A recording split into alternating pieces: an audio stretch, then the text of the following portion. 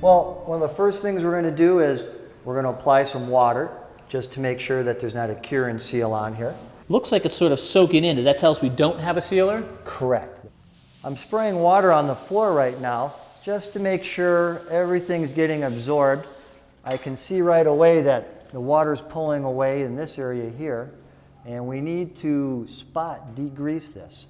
And if you could put some degreaser on here, I'll continue spraying the floor, looking for some more problem areas. Any concerns just washing this degreaser off into the driveway? No, this is a biodegradable product. It's environmentally friendly and we should have no problems. Now that we've degreased our floor, our next step is we're going to acid etch it. Acid, so I guess that explains the rubber boots, gloves, and goggles you've outfitted us with? Correct. This is the acid? Yes, it is. In this particular case, we add one of these to 2 gallons of water. We are going to use a plastic sprinkling can. That's important because we don't want to use metal. Acid reacts with metal. And we want to make sure our floor is damp so that the acid has a chance to flow out. The acid is reacting with the surface of the concrete and it's allowing us to have some good mechanical adhesion.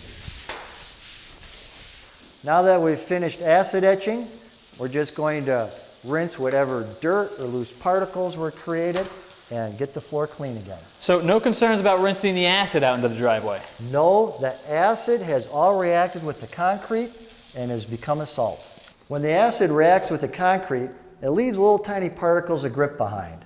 So we're going to use this wet vac to remove those off the surface. How's that floor feel, Brian? Feels real good and dry. So just how dry do we need it before we put the epoxy down? Well, the floor should be completely dry.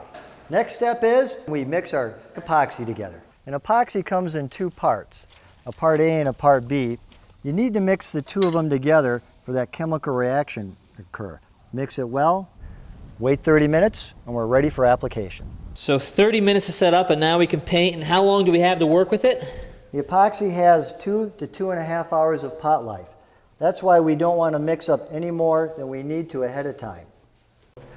Whenever painting a floor, it's a good idea to work in approximately a 2 feet deep by 6 foot wide area, and then use your finishing strokes in a perpendicular direction. So Brian, what do you think? I think it looks great.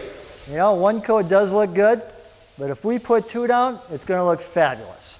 I think we should let this dry, come back tomorrow, and put down a 2nd. So Doug, did we have a good night for drying? Yes, we did, Kevin. All right, well, let's see how it looks.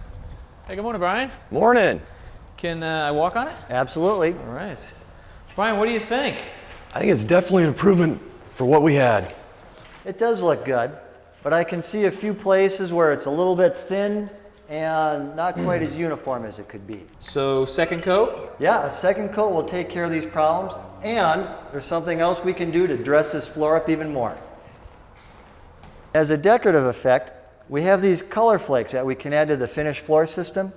They help hide some of these imperfections in the floor, plus they give us a very nice look. Floor needs a 2nd coat, but not the walls.